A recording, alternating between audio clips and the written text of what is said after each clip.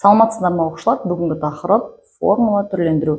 Балалар, сендерге мысалы зат мөлшер тең масса бөлу малярлық масса берілетін болса, осы формуланы түрлендіру керек болса, біз қалай түрлендіреміз?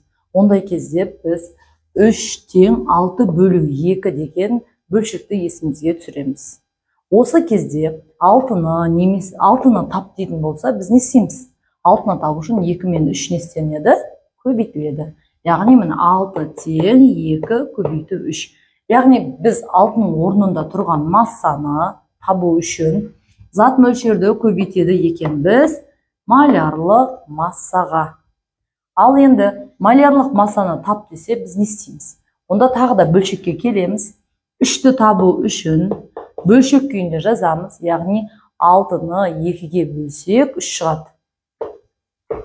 Яғни 6-ның орнында тұрған масса өзі қалады орнында. Ал бізде 2-ның орнында тұрған зат мөлшер бөлшектің астына жазылады. Сонда біз массаны зат мөлшерге бөлсек, малярлық масса шығады екен. Ал енді сендерге N тең V бөлу VM және N тең N бөлу NA формулаларын осылай түрлендірулеріңді сұраймын. Балалар, келесі. Бізде N-дер, N мәндері тең болған жағдайда, біз N мәндері тең болған жағдайда масса бөлу малярлық масса тең V бөлу VM. Осындай формулалар берілсе, біз оны қалай түрлендіреміз? Олай болса, түк қиналмаймыз балалар. Мынандай шартқа көңіл бөлеміз. Егерде мына масса белгісіз болатын болса, масса тең белгісіз болса, ондай жағдайда пропорцияны есімізге түсіреміз.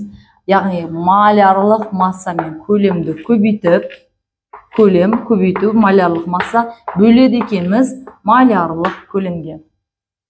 Пропорцияны есімізге түсіреміз. Яғни міне екеуі белгілі масса мен көлем, ол көбейтіліп алымына жазылып, малярлық көлем астына жазылады.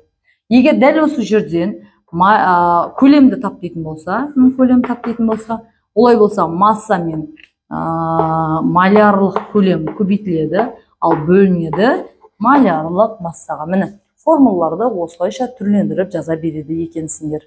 Сендерге түсінікті болса, төмендегі есептерді шығарамыз. Егер де түсініксіз болса, осы видеоның астына сұрақтарыңды жолдаңдар.